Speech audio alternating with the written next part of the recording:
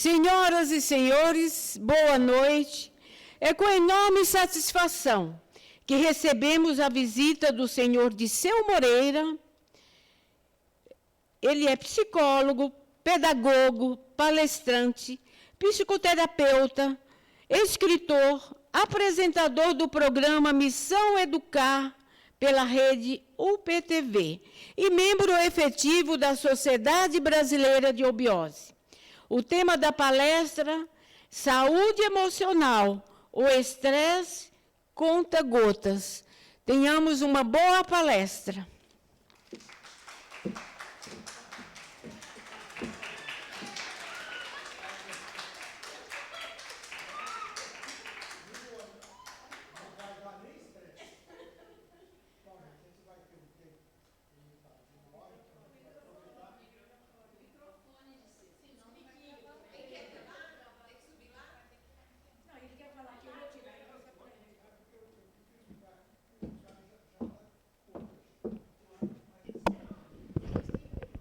Ele vai trazer o microfone lá.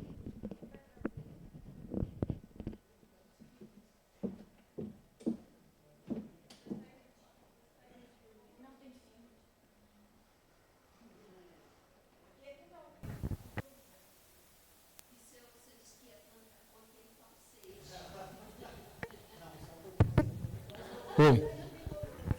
Você quer falar aqui embaixo? Só que isso não aparece. Não? Não. Se aparecer, só senta na frente da tela. Ali? Não. Lá, só apareceu o nome. Tá. Só para você aparecer, tem duas câmeras. Uma aqui que mostra o público, que vai mostrar você. Aqui embaixo está mostrando a tela. O único jeito de você aparecer aqui embaixo é você estiver na frente da tela. Acho que eu vou ficar aqui também, o pessoal saber que eu existo, né? Como você preferir.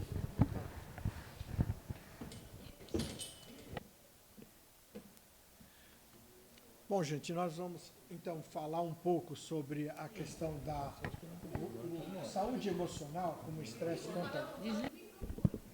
Tá ligado? Tá ligado? Tá ligado? Tá ligado. E saúde emocional, todos nós falamos sempre em saúde, mas a gente pensa pouco na saúde emocional, que não existe, na verdade, a saúde emocional. Existe verdadeiramente a saúde mental, é que vai dar a direção para a saúde emocional. É o mental que vai direcionar as nossas emoções. As nossas emoções são cegas. Ela precisa de um mental para direcioná-las. E aqui, esse livro eu lancei o ano passado, está na Amazon.com, em qualquer lugar que vocês procurarem. E tem ali duas colocações. Em busca do conhecimento da realidade interna, que vocês vão ver no final, que vai fechar com essa observação. Não existe solo árido, existe vontade de vencer. Nós sabemos muito bem disso, que são aqueles que são considerados os briguentos, os rebeldes, que se salvam, né, porque buscam e constantemente em conflito mesmo com a realidade, mas estão constantemente em estado de busca perene. O axioma que sustenta essa palestra todinha é a do professor Henrique Zé de Souza, o homem infeliz por fazer do trabalho um sacrifício e do amor um pecado. Todo o livro foi montado em cima dessa frase, que, na verdade, é um livro. Se quiser, pode se escrever um livro em cima dela, né? O que é saúde emocional?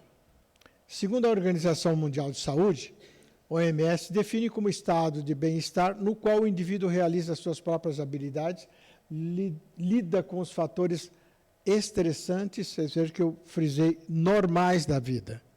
Com os normais a gente lida, mas quando sai da normalidade, aí é que vem verdadeiramente a questão do estresse no seu sentido mais amplo. E o que é o estresse? Agressão ao organismo em sua totalidade, colocando sob ameaça existencial. Ameaça existencial é diferente de coisas, situações normais da vida. A gente vai ver que tem graduações para o estresse.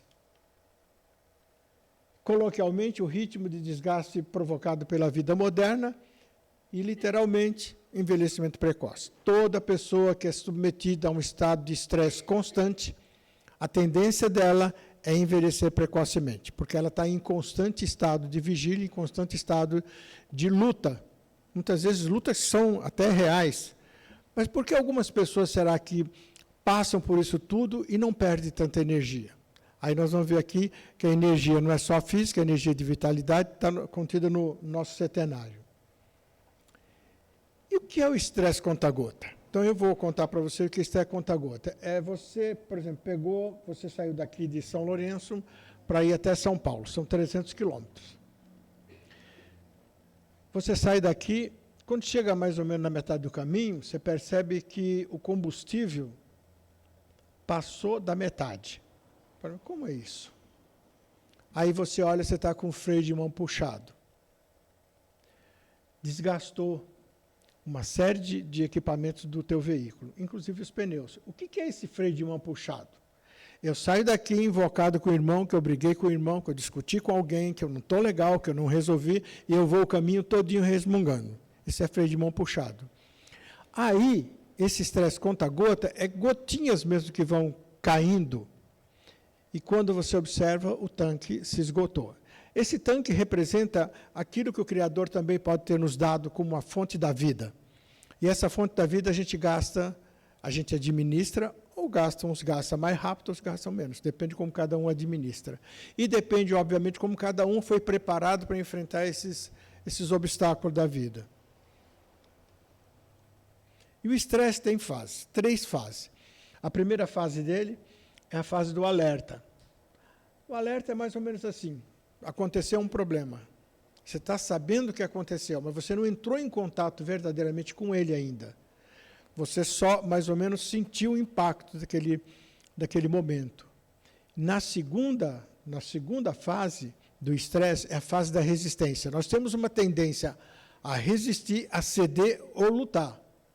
E nessa fase, nós vamos para a terceira, que é a fase da exaustão, onde nós acabamos por demandar um nível de energia muito grande, física, mental,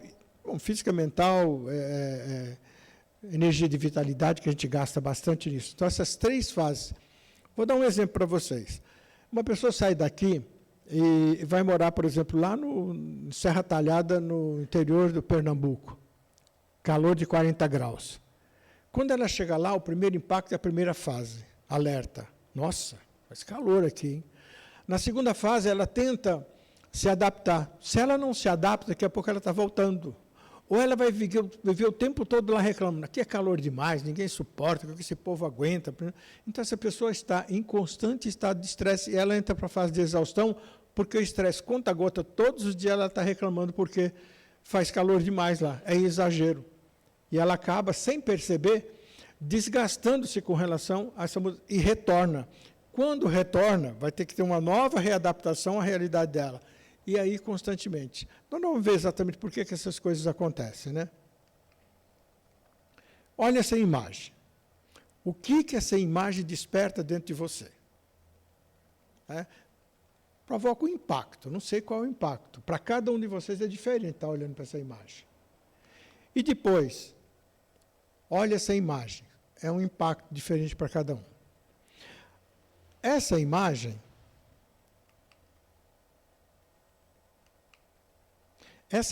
quando eu estava lá em Serra Talhada, que por acaso é um sinal que quase não chove por lá, quando eu apresentei essa imagem, as pessoas disseram: que legal, né? Porque significa chuva. E para eles tinha uma outra conotação. Mas não todos. Para algumas pessoas tinha uma conotação diferente, caiu um raio na árvore da casa dela, ficou todo mundo assustado. Isso ficou ali, mais ou menos, impregnado lá no nosso inconsciente, na nossa alma, e está lá esse problema.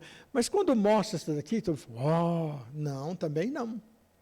Eu estava com um amigo meu sentado à beira de uma represa lá em São Paulo, e de repente o pôr do sol na água, coisa mais linda. Quando eu olho para ele, ele estava literalmente com os olhos lacrimejando. Aí eu falei: puxa, mas o que aconteceu, né? Uma cena tão bonita como aquela. Aí ele fala assim: não, eu perdi um amigo E quando ele perdeu esse amigo, foi exatamente uma situação parecida. Associou uma coisa com a outra. Ficou gravada, estava ali a impressão. É uma marca registrada, é como se fosse um carimbo. Nós estamos carimbando, e você insiste em voltar, mas é um carimbo. Então, o carimbo pode ficar, gente, numa impressão positiva como uma impressão negativa. Depois disso é que se fala, o que vem depois é o chamado estresse pós-traumático. O centenário humano dá-nos a base, exatamente o que a gente precisa para trabalhar a questão do estresse. E onde está a descarga? Começa o estresse de baixo para cima, não vem de cima para baixo. O que é o estresse? A área da somatização. Pega o físico e o vital. Se uma pessoa tem um nível enorme de vitalidade, a tendência dela é estar enfrentando, muitas vezes, um fato traumático sem solucionar. Ela fica ali patinando, porque ela tem bastante energia.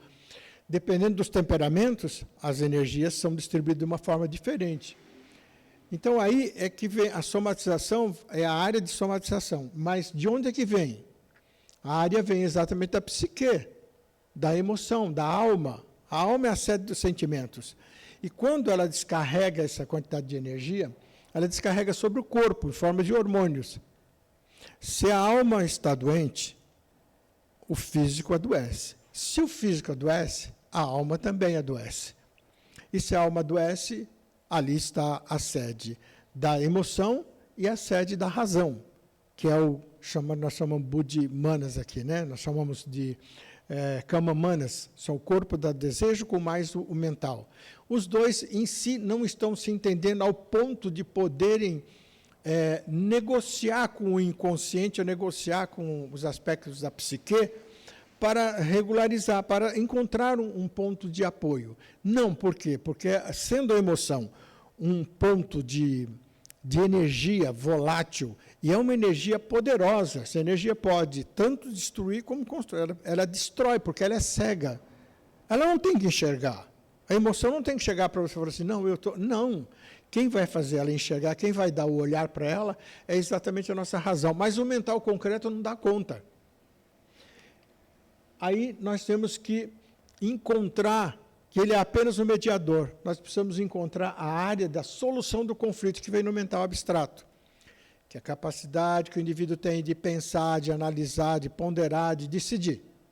Aí ele encontra a solução, porque é ele, mental abstrato, a quinta essência divina, ou o quinto princípio no ser humano, que já desponta nas crianças, que já desponta no mundo, que as pessoas estão falando dessa quinta essência, já fala até de quinta essência, é o que vai dar esse resultado para a solução do problema. E, por último, a área da superação, da transcendência. Olha, não vem de baixo para cima e daqui para baixo, para cima, pode complicar todo o restante.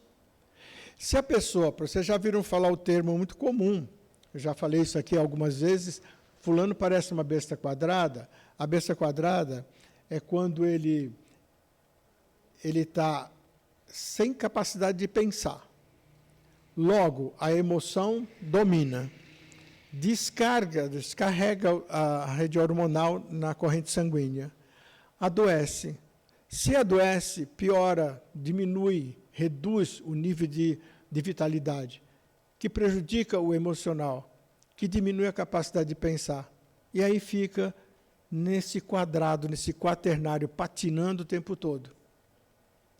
Se todo mundo é portador desse setenário, é uma questão de perguntar-se, por que nós estamos desenvolvendo até onde? Nós estamos no quaternário, passando aqui, mas eu diria que nós temos por obrigação sendo eubiota, a maioria daqui deve ser eubiota, não? Tem alguém de fora? Você entende que isso daqui é um processo normal. Aqui faz parte da nossa, é a tríade superior. Então, é comum nas minhas palestras para professores, em qualquer lugar que eu for, eu falo disso daqui. E todo mundo entende isso. Porque se a gente ficar só com uma personalidade, a personalidade, os distúrbios das personalidades estão aqui. Não tem distúrbio de personalidade aqui. Os distúrbios estão aqui na alma, na psique, todos os transtornos que são apresentados hoje aí, que são tanto transtorno que deve ter transtorno do transtorno, porque realmente qualquer coisa tem 300 e quase 400 transtornos de personalidade.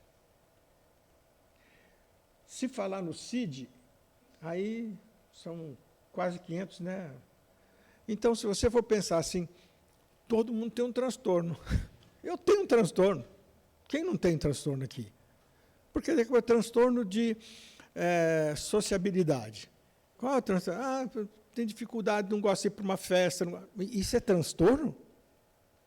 Transtorno de socialização, transtorno de personalidade, transtorno TDAH, transtorno, e daí vai para diante. As pessoas são rotuladas. E quando a gente rotula uma pessoa com um transtorno, você está tirando dela a potencialidade que ela tem. E hoje existe uma coisa chamada CIF, Classificação Internacional de Funcionalidade, e não o CID. O CID classifica a doença, a CIF classifica a funcionalidade. Uma pessoa que apresenta uma deficiência, ela pode sim ser observada nela o que ela tem de funcional. É olhar para o indivíduo e ver a potencialidade dele. E a sede das tramas, o que é tramas? Tristeza, raiva, amor, medo, alegria e S, sofrimento ou saúde. Depende de como nós lidamos com essas emoções. A tristeza é perda. A raiva não é necessariamente o sentido da agressão física, mas é uma energia que nos motiva a sobrevivência, junto com o medo. A alegria, o amor, são energias assim, a gente gosta de falar de alegria, de amor, mas não podemos esquecer que nós temos as outras. Nós temos a tristeza, porque perdeu alguém, você está triste, e você não pode vivenciar, depende se a criança tinha permissão para vivenciar a tristeza quando ela era pequenininha, porque perdeu o gatinho, perdeu o cachorro, perdeu um brinquedo. Se essa criança não tem a permissão de vivenciar aquela perda, consequentemente, ela pode estar trazendo isso até a presente data. O futuro é amanhã. O que é o amanhã? É você estar pensando assim, eu preciso desenvolver um projeto, tal, você começa a pensar nesse futuro. Quando você pensa no futuro, você tem que vir para o presente. Quando você está no presente, você começa a realizar, aí começa a vir coisas do passado para interferir no presente. Aí você não realiza nem o passado, nem o presente, nem o futuro. Então nós ficamos presos nessa situação, porque não sabemos lidar com as nossas emoções. A raiva não é violência, o medo não é desespero. São duas energias que nos permitem a gente viver. Quando é acionada a raiva e o medo, é sobrevivência. Raiva é luta, medo é fuga. Eu pergunto para vocês acham que quem tem raiva tem mais energia do que quem tem medo? Uma situação assim, está com raiva ou está com medo? Quem tem mais energia? Normalmente a gente tende a dizer que é quem está com raiva, né? Não, você está com raiva, você vai correr atrás do cara para pegar ele, não vai? E o cara que está com medo vai ter que correr bastante. Ele tem a mesma energia. A diferença vai ser os temperamentos, que tem por um temperamento sanguíneo, vai correr logo, ele cansa. O colérico vai continuar correndo, se bobear, passa por ele lá na frente, que vai perceber que passou. Então, é como eu passo a ter a consciência de que energia que eu lido. Como é que eu lido? Não, a raiva não é isso. E o medo também. Agora, o amor é uma energia, gente, que não é o amor. O professor fala muito bem que a união do físico com a alma gera paixão. Da alma com o espírito gera o amor. Então, nós sabemos lidar com o amor, digamos assim, misturado com paixão. Talvez a gente esteja naquele embolado, não é nem paixão, mas também não é amor. A gente está tentando aprender o que é isso. Porque, de repente, você está fazendo alguma coisa para alguém, aí um dia você precisa dessa pessoa, a pessoa fala assim para você, não, pronto, desmoronou tudo. Cadê o amor que tinha ali? O amor é exatamente quando um casal decide que terminou, acabou, vou embora. Nessa hora você mostra o amor, sabe como? O que eu posso fazer? Eu te amo, mas você pode ir embora, seguir o seu caminho, a sua vida. Mas é assim que a gente vê? Raramente, né? Depois de feito o despertar do mental abstrato, nós começamos a transformar essas emoções. Aí de trama vira amartes. Aí nós vamos aprendendo a lidar com o amor, com a raiva, que não é violência, ela passa a ser uma energia de vitalidade, uma energia de luta, uma energia de perseverança. O medo deixa de ser desespero para ser precaução. E a tristeza deixa de ser tristeza para ser uma reflexão. Mas talvez a gente chegue lá um dia. Lembrando que aquelas chamadas 9 sessões da eubiose, da pré, da auto e da supra, quem sabe a gente consegue chegar lá um dia. Para cuidar da alma, nós temos um processo chamado processo da psicoterapia, que é a que eu faço. Depois tem a psicoterapia iniciática, que para quem está em eubiose sabe muito bem o que significa isso. Depois disso, a gente vai levar você à autopsicoterapia. O que é autopsicoterapia? Quando o indivíduo, então, consegue tocar a sua própria existência, sua própria vida. Quando muito tem pessoas que já atingiram esse nível, que fazem comigo o que querem, que gostam. Porque o processo de autocrescimento não acaba nunca. Se alguém disser assim, eu estou autorrealizado nessa existência, eu acho que tem alguma coisa que não tá muito coerente aí para falar que estou realizado. O cara que mais falou sobre motivação, ele disse que quando a gente atinge a autorrealização, não, nós não atingimos a autorrealização. A gente pretende chegar à autorrealização em quê? Eu estou autorrealizado nos meus estudos. Tá bom, isso daí não é a autorrealização plena no sentido de que nós propomos aqui. Agora, a saúde é tão musical que a doença não é outra coisa senão uma dissonância. Essa dissonância pode ser resolvida pela música. Quem disse, esses caras com esse nome bem simples, Anícios Manlius Torquatus Severinus Boetius. Nome pequenininho, né? Daí eu falar para as meninas estarem cantando aí. Quem canta, o pessoal não diz que seus males espantam? Então.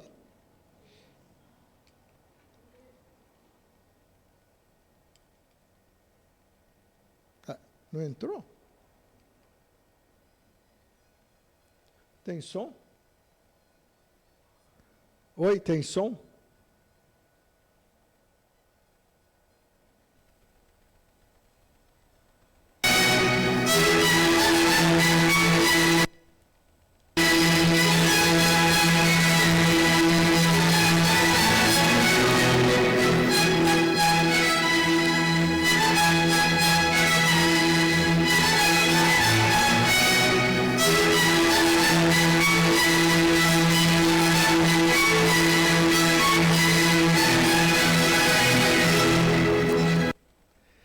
Aí vocês têm uma ideia, exatamente, a música está constantemente... Aliás, a música não só está na nossa vida plenamente 100%, mas se tivesse uma porcentagem acima, iria que sim, porque o som, qualquer som é música.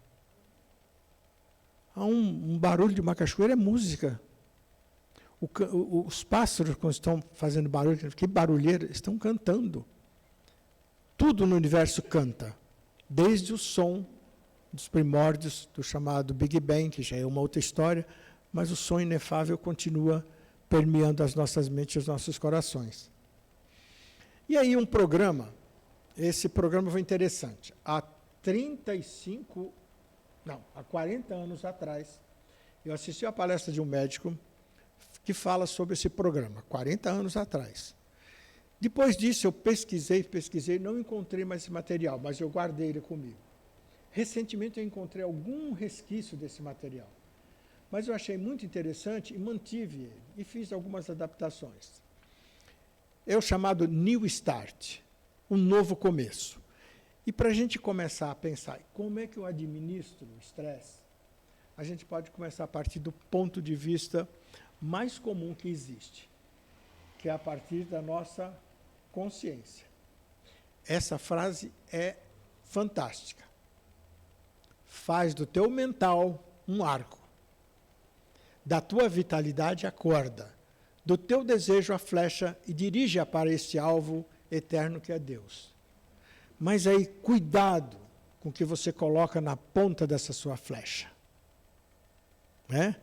Se você direcionar essa flecha e na ponta dela você colocou raiva, ódio, mágoa, ressentimento, recolhe antes dela atingir o alvo. E dá para a gente recolher.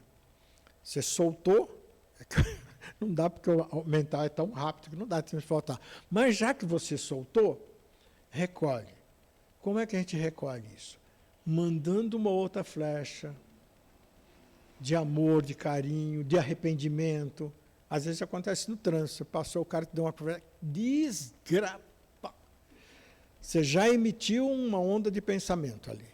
Então você tem que recolher e ainda dá tempo de fazer alguma coisa, porque o mundo é repleto dessas ondas. Nós somos antenas repetidoras e receptoras dessas mensagens, e nós vamos repetindo. Aí o outro repete e vai aumentando. E nós viramos mergulhados nesse mar de pensamentos negativos. Então, a primeira coisa que esse programa diz é assim: você tem que preocupar primeiro com a alimentação. Nutrition food. Now, agora. E para cuidar disso, nós temos as pessoas que podem nos orientar.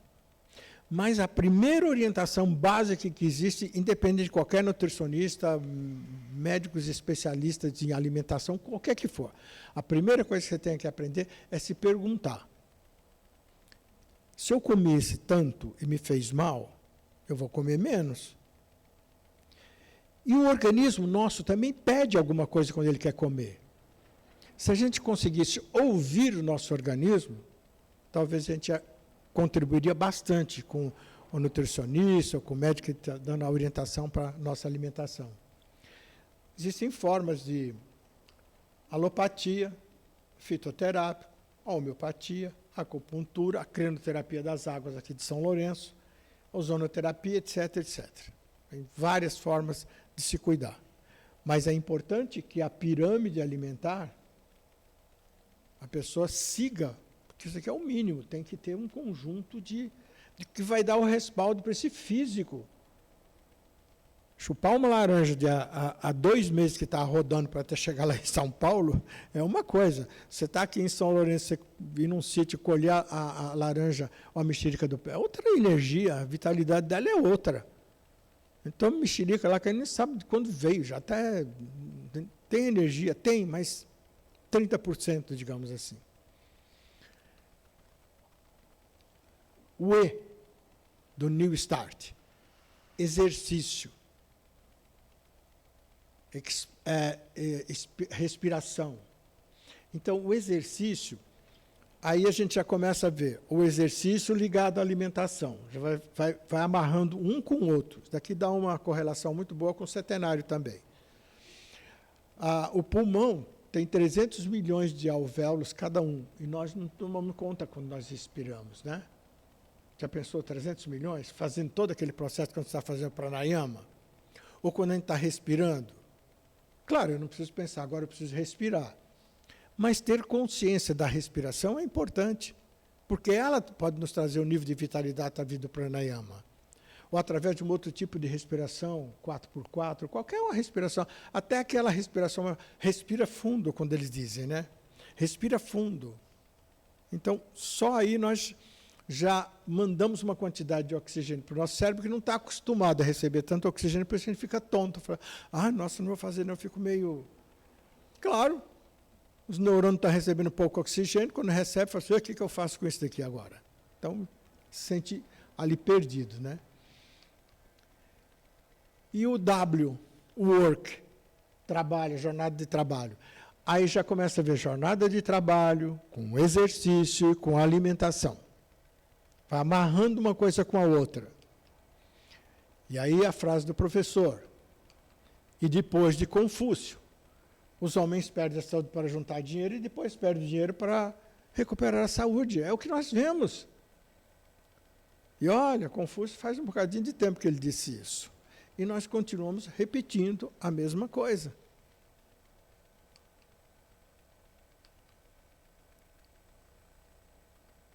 O S. Smile, sorrir, sol, a alegria, a felicidade. Então, aí está ligado exatamente à questão das nossas emoções, como é que nós lidamos com nossas emoções. Dopamina, endorfina, serotonina, hormônios ligados ao bem-estar. A gente produz isso, se deixamos de produzir porque a idade... Mas tem reposição de hormônios. Agora, também a gente quer só tomar dopamina, endorfina... Não, a serotonina se consegue com a produção normal do organismo funcionando. Alimentação, exercício, né? New Start. Nutrição, exercício, trabalho, sorrir no trabalho, né? Ter a felicidade de trabalhar no dia seguinte. Não aquele cara que quando chega domingo... 3 batidinhas na madeira, porque, infelizmente, vem segunda-feira. Está doente. Esse ser humano está doente. Se ele bate ali, porque ele não vê... Nossa Senhora, chegou de novo, não aguento mais. Ele está ali se aguentando na empresa e ele está sofrendo. Ele está em estresse todos os dias. E o estresse oxidativo. Oxidativo, o estresse não é só com a alimentação, é com tudo. É com a alimentação, é com a nutrição, é com o exercício, é com o humor, com o trabalho. Quanto mais pesado fizeres o mundo, mais o mundo pesará sobre ti. O T, temperamento, temperança. Olha a frase do professor aí. O bem-estar de tua mente depende dos teus pensamentos, tal como do teu corpo, dos bons alimentos que ingere. Se a natureza deixou uma variedade de possibilidades de alimentação, por exemplo, frutas cítricas. A pessoa quer porque insiste em ingerir o abacaxi, que faz mal para ela. Mas tem outras frutas que têm menos acidez. A natureza foi pródiga nesse aspecto. Ela deixou inúmeras possibilidades. Mas parece que a gente vai falar que é proibido. Parece que dá vontade, né? Parece que tudo dá... É que nem a criança. Não põe a mão aí, não abre essa... Vai abrir a gaveta, vai botar a mão lá. O A. Age. Idade. O ar. Olha aí, a idade, a alimentação não é a mesma... O exercício não é o mesmo, o trabalho também não é o mesmo, porque a energia já diminuiu. O sorriso não, o sorriso pode continuar, porque se a pessoa envelhecer e ficar rabugenta, se torna muito chata para os netos, para os familiares, para todo mundo. Só o fato de sorrir já leva o indivíduo... Por exemplo, quando você estiver invocado, estiver bravo, vai no espelho e faz aquele sorriso smile.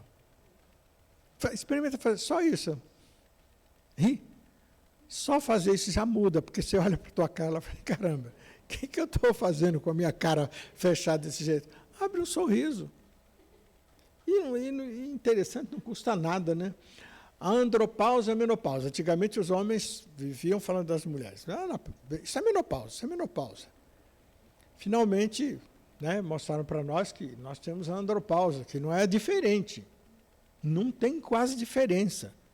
Baixa a libido, baixa a vontade, baixa as energias. Tudo cai.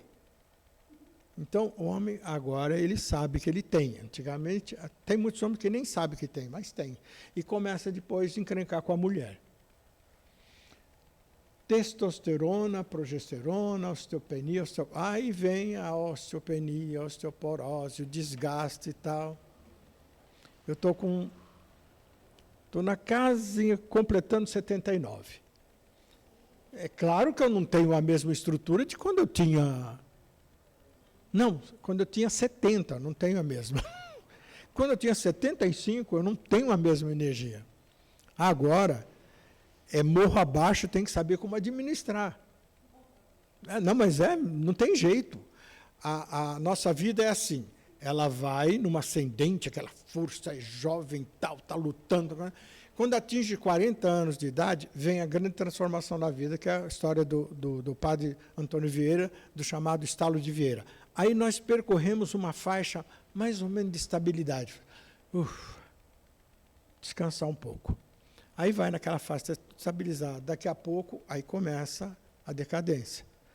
Mas é uma decadência não no sentido negativo, faz parte, não tem jeito. E aí nós temos que saber que com a idade a gente tem que pensar em todos, tem que pensar na alimentação, tem que pensar no exercício, tem que pensar no trabalho, tem que pensar em tudo que nós estamos envolvidos. Porque senão a gente se revolta. A mente diz assim, você pode. Ela disse que você pode. Eu estava numa BMW, agora daqui a pouco estou no Fusca. E o Fusca vai me levar onde a BMW me levava. Só que vai demorar. Para chegar em São Lourenço era 6 horas, vai demorar 2 dias, mas vai chegar. Até uma hora que já nem fusquinha mais. Fazer o quê? É a nossa vida, né? Tudo tem essa ascendência. Uma planta tem, uma pedra tem, tudo tem essa ascendência.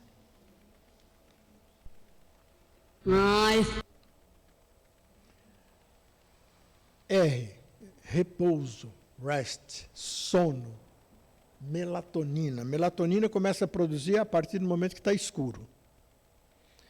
Hoje todo mundo vai dormir 8 horas, 9 horas, 10 horas, 11, meia-noite. Então vai ter que comprar melatonina e repor. Vida moderna, né? Nós chamamos de vida moderna nós faz isso. Aí olha só, o coração bate 2,5 bilhões de vezes em 70 anos. Gente, dá licença, é uma máquina, o ser humano, os deuses capricharam demais. E ainda, olha que ainda não está perfeito. Mas uma máquina dessa bater 2 bilhões e meio de... Você pode imaginar? Não, nós não sabemos do coração, não tomamos conta do fígado, nós só vamos. E eles que vão trabalhando, que se vire. Eu ponho alimento para dentro, você se vira. Eu vou fazer exercício, você se vira. Eu trabalho, você se vira. Aí tem uma hora que ele fala, para. É quando a gente para. Quando aconteceu comigo, por que eu falei tanto sobre estresse? Porque quando eu parei no hospital do coração em São Paulo. Por que eu fiz toda essa trajetória de falar de estresse? E nunca escrevi o livro. Escrevi esse livro por um desafio de um amigo meu. Você vem fazer a palestra aqui no Nordeste, mas você vai ter que trazer o livro. Aí a gente aprende. Mas aprende as duras penas? Não, nós temos a capacidade para compreender isso bem antes. Então faz o seu cálculo aí. Isso está falando do coração. Agora, o que eu achei interessante nesse programa, gente, foi o T. Trust in Divine Power. A crença em um ser absoluto, um poder superior. Como esse programa é um programa americano, eu até me assustei quando eu vi esse último desse New Start.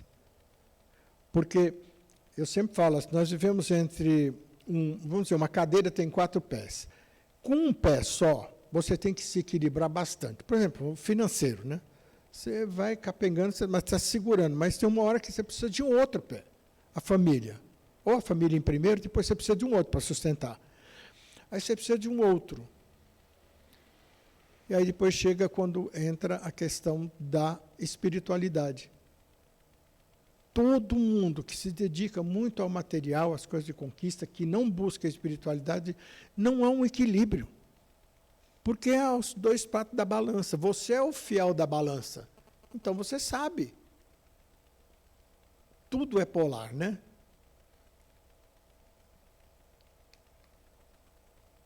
E aí o S, que eu falei para vocês, esse S pode ser de saudabilidade ou pode ser de solidão. Depende de como eu administro todo esse conjunto de informações. Depende de como eu domino as informações. Como eu faço, o que eu faço com essas informações. Existe uma síndrome, um transtorno chamado SIM, Síndrome da Mega Informação. É a pessoa que quer saber de tudo que está acontecendo no mundo. Então, as empresas até criaram um sistema para informar as empresas resumidamente. Ela não recebe o jornal, ela recebe a síntese de todas as notícias que é importante para ela, para ler só aquele pedacinho, não precisa de mais nada. E nós estamos vendo essa síndrome da mega informação, é todo mundo conectado no celular e um monte, se você pegar o TikTok, me desculpe, tem coisas boas lá, mas 80% não te agrega nada. Às vezes pode agregar para você dar uma risada só, mas tudo bem. Quando é um humor saudável, tudo bem, mas não agrega. E nós estamos consumindo essas coisas todas, muitas vezes nos intoxicando, nos deixando preocupados, estressados, estresse conta-gota. Aí o pessoal solta lá a notícia, vai vir uma chuva que não sei o que. Poxa, não acontece nada daquilo, você se estressou, o cara correu, fechou porta, não sei o que, e não acontece nada. É cheio de informações falsas. E a gente não sabe se é verdade, se não é, e a gente acaba se estressando com essas coisas. E o pior estresse oxidativo que existe é o estresse das nossas relações afetivas, com a família, com os amigos e com as pessoas. Aí, o homem realizado sabe que não há coisa melhor nem satisfação maior que esse estado de paz inabalável resultante do conhecimento da realidade interna, que foi o primeiro slide lá que eu apresentei a vocês. Conhecimento da realidade interna. Conhecer o enigma da esfinge. Quem és tu, peregrino? De onde vens, para onde vai? Então, esse é o conhecimento da realidade interna que o professor fala. Se eu não me conheço, eu não conheço a realidade minha interna, e para conhecer a realidade minha interna, eu tenho que ter a coragem de mergulhar para dentro de mim, para buscar no meu inconsciente, que o Jung chamava de inconsciente pessoal, eu chamo para a busca do inconsciente. Para mim, o inconsciente só deseja uma coisa, ele só quer tornar-se consciente. Se nós vamos percebendo essa dinâmica, nós conseguiremos nos adaptar a uma vida de mais qualidade. Porque o que é o atrito meu com o outro? É que eu coloco uma expectativa no outro e que o outro nem sabe dessa expectativa que eu coloquei nele. Ele nem sabe que eu estou esperando aquilo. E aí eu me frustro, eu fico com raiva, e aí eu projeto no outro as minhas frustrações, porque o outro não sabe, eu não sei. Nós vivemos muito em função do outro. O outro é importante? É. Mas desde que eu diga, olha, eu tenho uma expectativa de que você vai me atender com relação a tal coisa, assim, assim, assim. A pessoa diz assim, eu não posso isso. Pronto, acabou. Acabou a sua expectativa, você não gera mais expectativa ali. Mas que tal a gente informar para a pessoa que tem uma expectativa? Se a gente for pensar na relação de casamento, antes de se casar, o marido deveria chegar para a mulher, e a mulher para o marido, e perguntar assim para ele assim, qual a sua expectativa com relação a mim? Eu espero isso, isso e isso. E o que você espera de mim? Isso e isso. Então vamos negociar esse negócio aí, porque esse item 3 que você falou aí não dá. Aí entra na negociação. O que significa a palavra negociar? Negar o ócio, fazer alguma coisa. Então, a vida nossa se resume numa palavra: negociação, comunicação e respeito ao próximo. E quando que eu respeito o outro? Quando eu passo a aceitar essa pessoa tal qual ela é. Porque tem ponto ali de intersecção da matemática, aqueles dois círculos, né, que se intercalam, em que um vai dizer para o outro assim, olha, aqui não, essa é a área da intersecção, é a área da negociação. Nada mais pode perturbar essa paz, esse contentamento, nem os maiores sentimentos, dores e cuidados da vida no mundo, porque está além e acima deles. Porque você está além e acima. Porque você se dominou, você tem um conhecimento da realidade interna. E aí, Quem souber colocar a inteligência ao lado do coração, alcançará na Terra as mais altas alturas.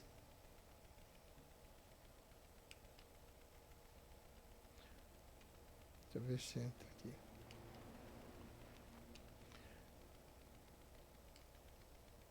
Deveria entrar essa música aqui, não entrou?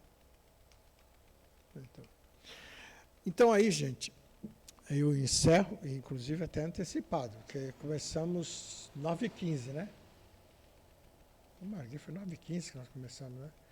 Então, nós temos 15 minutos para responder perguntas objetivas, simples e rápidas, para a gente poder aproveitar o nosso tempo. Porque a ideia é essa, é ficar a interrogação. O que é que eu estou fazendo com o meu nobre combustível que o Criador me deu, que é essa vida? Eu ainda posso, não importa se você tiver com 90 anos de idade. Eu conheço uma senhora que está com 90 anos e começou a fazer terapia comigo com 89. Eu tenho uma paciente minha lá de Luxemburgo, na Europa, que ela começou a fazer terapia comigo, ela tinha 77 anos. Então não tem idade. Tem aquele momento. Se nós soubéssemos, se a gente soubesse quando a gente ia morrer, a gente morria antes. Então a gente não sabe, ainda bem. E vamos ficar sem saber por muito, muito tempo. Então aí as perguntas.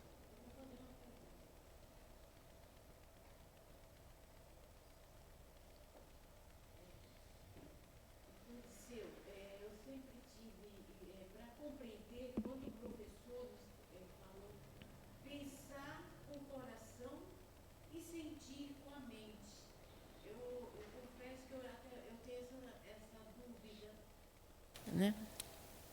Da mesma forma, quando ele diz colocar a mente ao lado do coração, a doutrina da mente e a doutrina do coração. O que isso representa para a gente? Eu vou dar para vocês o meu entendimento sobre colocar a mente ao lado do coração. Quando o ser humano vai conseguir atingir isso? À medida em que ele começar a colocar primeiro o corpo ao lado das emoções, começando pelo quaternário. Porque a sabedoria está na tríade. Abaixo está o conhecimento, que é diferente. A sabedoria é aquela energia que a gente coloca em ação. A sabedoria é subproduto do amor ou a emoção, a sabedoria ou a inteligência e a vontade posta em ação. Todas as vezes que a gente coloca a vontade em andamento, em ação, nós estamos aproximando o cérebro do coração. Porque esse ser humano estará vencendo o obstáculo. Se ele se recusa a isso, ele tem um potencial, mas ele não faz nada. É como água parada, apodrece. Então o indivíduo, ele tem o potencial, mas ele não faz nada. Você ganha um carro lá, os carros mais modernos que tem hoje. E depois de 1 ano ele está na garagem. 2 anos ele está na garagem. Quando você for ligar, você acha que ele vai pegar? Não. Termos o potencial e não utilizarmos. O setenário faz parte da nossa vida, de qualquer um, não é só o eubiota, não. Essa jovem que está ali, ela não é da eubiose, mas ela tem o setenário dentro dela. É questão da gente saber dessas potencialidades. Vocês veem tanto exemplos que a gente encontra no dia a dia de pessoas humildes. Eu estava conversando com um rapazinho ali na Vila Carioca, em que ele carrega a água, ele pega um carrinho e traz água para as pessoas que tem lá. Aí eu falei assim, nossa, mas você consegue subir essa ladeira? Eu falei, não, tudo bem, é novo, jovem, né, poucos anos, Felipe. Aí eu falei para ele, Felipe, então, e o que você faz? Aí, vou sair daqui e vou capinar a roça. Eu falei, que legal, você podia vir capinar o quintal para mim aqui. Tipo, eu falei, não, isso eu não faço. Eu falei, como assim? É o meu sítio. É um garoto, um moleque, que tem, inclusive, uma deficiência da fala, e está demonstrando ali que ele está colocando colocou a vontade em atividade, o que você tem que mexer? Com a sabedoria, com o amor, com a emoção e com a inteligência. E a inteligência e a emoção só se desenvolve se eu colocar em prática, que é os três aspectos, né? Os três aspectos do templo de São Lourenço, sabedoria, templo da mãe é o amor, e o templo do roncador, que é o templo ligado à energia. Então, é a mesma coisa que dizer, uma pessoa que não pertence aos quadros da eubiose, se ela se dispõe a fazer as coisas, ela pode estar até sendo mais competente que a gente. Mas, Obrigada. mas, gente, tem tempo ainda. Tem 10 minutos. Não tenha vergonha. Eu que tenho vergonha de responder. Estou pensando na formulação da pergunta. Associação com a ignorância. A ignorância no sentido de que a gente passa a juventude procurando as nossas metas, geralmente em função de alguma coisa material. Que eu vou conseguir me dar bem na vida, mas no sentido material. E aí a gente passa e, de repente, chega a conta, né? Então, o próprio sistema, né? A gente fica preso na faculdade, depois vem a família, vem o trabalho. Então, na verdade, a gente passa sem estudar o que deveríamos estudar. O que a gente estuda normalmente na escola formal não nos prepara para a vida. O caso da osteoporose que você colocou ali. No fim, eu entendi que eu fui mal orientada, no sentido de procurar exercitar o meu corpo.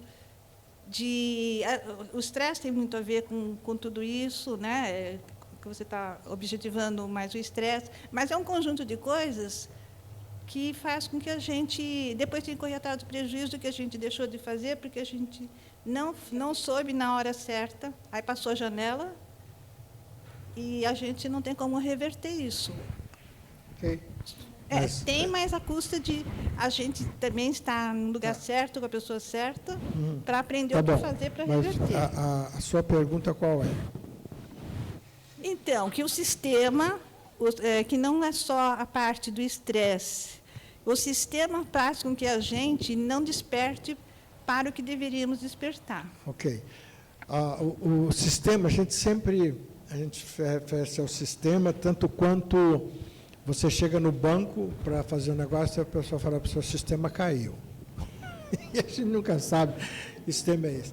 O sistema, eu entendo o sistema de uma forma geral, principalmente o sistema político, o sistema governamental, que, de uma certa forma, acaba não dando as oportunidades para as pessoas. Quando você fala, o jovem é exatamente pensar nas 9 sessões da eubiose.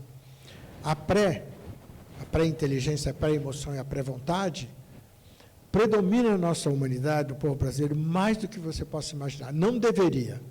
Deveria predominar, no mínimo, a auto-vontade, onde o ser humano já tem uma consciência para tocar a sua vida, uma consciência, uma capacidade de perceber a realidade e avaliar. E mais ainda, deveríamos, a partir dos 21 anos de idade, daí para frente, deveríamos ter atingido até a supraconsciência. Mas nós permanecemos, a grande parte da humanidade, não só no Brasil, não, permanece na pré-consciência. Por quê? Porque esse ser humano ele tem que trabalhar para sobreviver. Maslow falava da pirâmide da motivação. Se ele não trabalhar para sobreviver, aí acontece que ele vai acumular responsabilidade. Ele é um jovem, está acumulando responsabilidade. Ele pode estudar? Não pode, porque ele tem que trabalhar. E depois ele se casa, esse homem, o que ele vai fazer? Ele está trabalhando para trazer sustento para dentro de casa. Ele pode fazer alguma outra coisa? Não pode, porque ele está preso àquilo. E esse sistema acaba não permitindo que esse homem tenha acesso ao conhecimento. Porque hoje até diria para você, o conhecimento está acessível. Não precisamos buscar conhecimento somente no banco de uma faculdade, no banco de uma escola. Nós podemos buscar conhecimento pela internet. Tem muito conhecimento, tem muita coisa boa. Mas como eu vou falar para a pessoa me buscar? Se ele está com o estômago vazio, ele vai me ouvir? Não vai. Vou falar filosofia para uma pessoa assim? Não. Então, o sistema, nesse sentido, ele passa a ser muito cruel. Porém, se o sistema é cruel, nós que estamos ao lado de pessoas nessas condições, nós devemos usar da nossa palavra, o poder da nossa palavra, até para incentivar, para falar alguma coisa. Quando eu falei para aquele menino, um dia ele tem a roça dele, ele tem uma plantação de café. Aí ele falou para mim, o café eu recolhi porque o peixe caiu. Já está aprendendo a manha, né? Eu falei, um dia, Felipe, eu vou tomar do seu café. Ele falou, como assim? Eu falei, eu quero você fazer a torrefação do seu café e eu ainda quero experimentar do teu café. Aí ele deu um sorriso, falou, não tinha pensado nisso.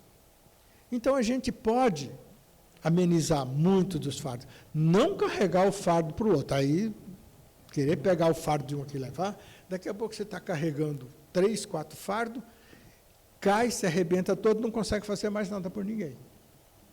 É sempre no sentido do que o Cristo disse, doar, pedir e receber. Aí JHS vem e diz, faça isso com amor, sabedoria e determinação. Aí ele fechou o círculo, dá um hexágono. Então, se vem pedir alguma coisa para você, você tem que analisar primeiro se realmente investigar, antes de dando, né? Dando que se recebe, né? O catolicismo influenciou muito nesse sentido. Tudo é dando que se recebe. Mas pedir nós não sabemos pedir, porque é feio pedir. E aí nós vamos acumulando os nossos perrengues dos nossos conta-gota. E conta-gota. É literalmente conta. Quando você vê lá o tanque de combustível do teu carro, tem um furinho minúsculo, todo dia pingando uma gotinha.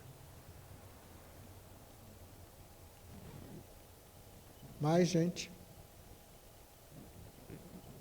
Não, como não tem pergunta? Como não tem pergunta? Como não tem pergunta? Talvez 2, 4, 6, 8, 10, 12, 14, 15, 16 pessoas sem pergunta.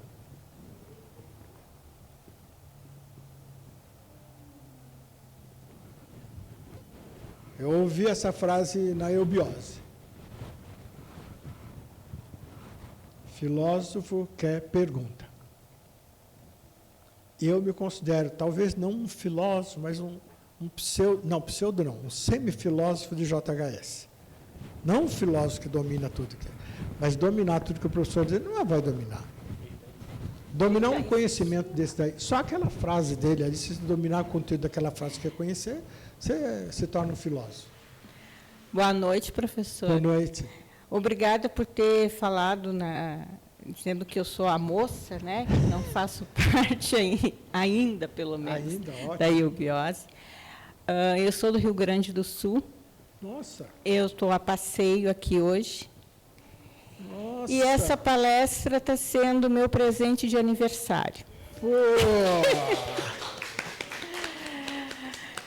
Então, assim, agora, já que o senhor insistiu, eu vou lhe fazer a pergunta.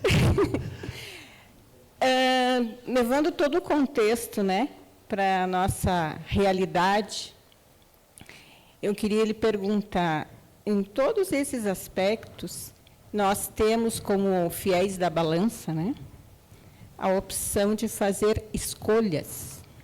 Sim. E eu queria que o senhor falasse um pouquinho sobre essa sintonia, né, com as escolhas. Eu estou num momento da minha vida agora de um novo ciclo, com novas escolhas. E como nada é por acaso, hoje eu estou aqui. Nossa, boa pergunta. Nossa, veio lá do Rio Grande do Sul para... Vamos lá, vamos cantar os parabéns para ela, então. Para você, querida, muitas felicidades, muitos anos de vida. É gaúcha nada? Então, como é que é? É pique, é pique, é pique, é pique. É hora, é hora, é hora, é hora. Tipo, como é seu nome? Como que é o nome? Nome? Adriana. A Adriana veio lá do Sul para nos presentear aqui com essa pergunta. Inclusive, Adriana, então eu vou te responder o seguinte. Tem um filósofo grego, ele diz o seguinte, que a única coisa permanente é a mudança. Heráclito de Éfeso. Se a única coisa que existe de realidade é a mudança, imagine a gente mudar a própria mudança, que é essas escolhas que a gente faz todos os dias. E que maravilha que é a nossa vida, porque essa mudança é permanente. Nós começamos, já mudou, você fez uma pergunta, cantamos o parabéns para você, já houve uma mudança, já passou um tempo, nós estamos aqui. São micromudanças até mudanças mais significativas. E aí vem a questão das opções. As opções que a gente faz caem numa lei que o professor Henrique aqui sempre disse, que ele queria que todos nós entendêssemos, que é a lei de polaridade. Para tudo que nós vamos fazer, pode dar certo, pode dar errado. É o bem, o mal, o feio, o ruim, o dia, a noite. Sempre nós estamos nessa balança de equilíbrio. E não necessariamente o mal tenha que ser mal. O mal pode vir e te provocar o bem, te provocar uma mudança. E o bem pode vir e, de repente, você tão bem. No caso de um cara que foi entrevistado, que ele ganhou na loteria e estava em situação triste, porque ele ganhou e aí ele não sabia mais o que fazer, porque ele estava com medo, que ele ia e não sei o quê, e dinheiro. Então, ele tanto lutou por aquilo, e quando veio, em vez de ele ficar alegre, ele ficou depressivo. Então, as escolhas nossas, não necessariamente a gente vai considerar, essa foi a melhor escolha que eu fiz. Às vezes, lá na frente, você vai falar, não foi. Mas você aprendeu naquele trajeto que você caminhou, você aprendeu muita coisa. Inúmeras escolhas eu tive que fazer na minha vida, umas foram acertadas, outras não foram, mas com as que eu não acertei, eu aprendi 2 vezes. Quando a gente acerta, a gente aprende uma vez, e quando a gente erra, a gente aprende 2. Como fazer e como não fazer. E aproveitar aquele momento de experiência daquela situação que não foi tão produtiva, e tomar o cuidado necessário, que é isso que se chama de planejamento, de estratégia da nossa vida. As empresas falam de estratégia, falam em planejamento, e nós não falamos individualmente para nós. Por que não? Eu coloquei um objetivo na minha vida, lá na frente. Eu estou caminhando, aí surge um obstáculo. Se é um obstáculo, eu tenho que aprender a contornar. O que as empresas fazem? Se reúne todo mundo, de repente redireciona o lançamento de um produto, faz alguma coisa. Isso se reflete em cada um individualmente. É a gente pensar, nós somos uma microempresa. E como microempresa, nós estamos, muitas vezes, cuidando muito mal da própria estrutura física dessa empresa. Os departamentos, que é o coração, o baço, o fígado, a gente não está cuidando de uma forma direita. E aí os resultados viram depois. Não tem jeito, o que a gente fez. Mas aí, é como se diz assim, eu falo normalmente para meus pacientes em terapia, que eu digo para eles o seguinte, se você sair na chuva, estiver chovendo e você for reclamar, a chuva não deixa de molhar, deixa? Não. A chuva sabe fazer muito bem molhar. Ela é ótima, especialista em molhar. Se está chovendo, então aproveita, leva um sabonete na bolsa. Está chovendo? Não reclama. Aproveita o sabonete, toma banho no meio do caminho, já vai para casa, chega em casa, troca de roupa, tudo bem. Porque é assim. Agora, vai dizer para a gente que a gente faz tudo isso? Não, tem vezes que eu reclamo, falei, choro, resmungo. Mas eu sempre, quando eu faço isso, eu procuro deixar você estar resmungando. Mas eu quero resmungar. Eu, falando comigo mesmo. Por que eu quero? Eu quero ver se sai alguma coisa a respeito disso. Porque, às vezes, nesse resmungar, naquela conversa interna, o diálogo interno nosso, pode sair muitas coisas ali. Nós temos medo de dialogar internamente com o nosso, aquele que vai falar realidade interna. Você não conhece a sua realidade interna. Então, parabéns pelas suas escolhas certas ou erradas, que você cresceu, você chegou até a nós aqui, e vinda do Rio Grande do Sul. Ok? Dirceu, acredito que pode estar relacionado muito com o poder do autoconhecimento, não é? A gente se conhecer. E conhecer, para mim, na minha visão, é eterno. Mas, quanto mais a gente desenvolver, a gente for se conhecendo, acredito que a gente consegue alinhar melhor essas tomadas de decisão, essas opções que vão aparecendo durante o nosso caminho.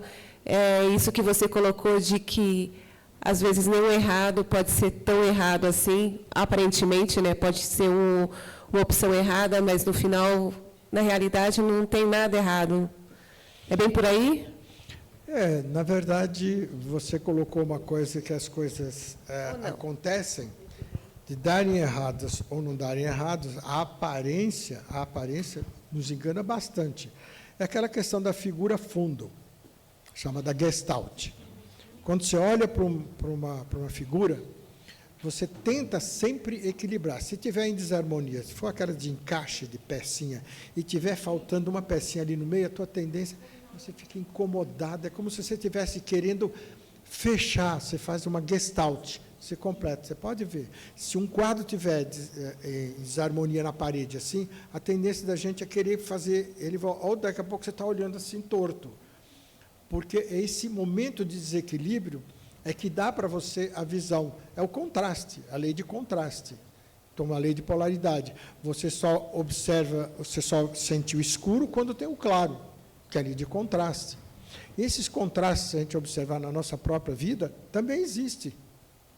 O contraste entre um sentimento de raiva com um sentimento de amor. Para falar amor e ódio ao mesmo tempo? Não, na verdade, não é amor e ódio. É ódio e raiva, porque é o quaternário. Se falar em amor e ódio, não existe. Existe enquanto polaridade. Enquanto polaridade, ele existe. Então, esse contraste da nossa existência. O contraste de você estar aqui, você está em São Paulo, e depois você sai daqui, você vai pelo meio do caminho, está chovendo, aí daqui a pouco sai o sol, é o contraste. Nós vivemos essa dualidade. E essa dualidade, se a gente tiver consciência dela, ela nos leva a um melhor entendimento sobre o passo seguinte que a gente deve dar.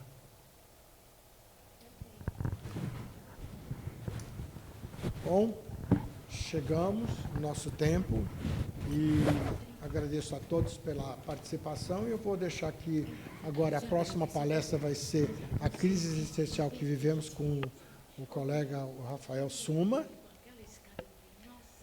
e o curso de iniciação em biótica peregrino serve só para gaúcha. Lá no Rio Grande do Sul, você mora em Porto Alegre? Como que é o nome da cidade? Imbé. Eu tive muitas cidades do Rio Grande do Sul fazendo palestra, mas em Imbé eu não me lembro de ter estado lá. Não. Aí está as aulas, você pode fazer por correspondência, né? Ou fica muito longe de Porto Alegre?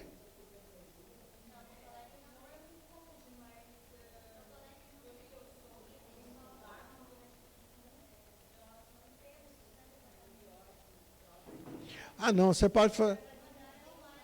Não, pode fazer online. Tá bom.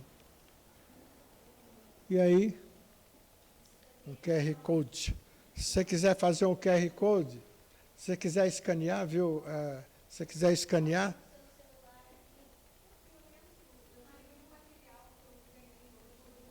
Então já tá encaminhada já.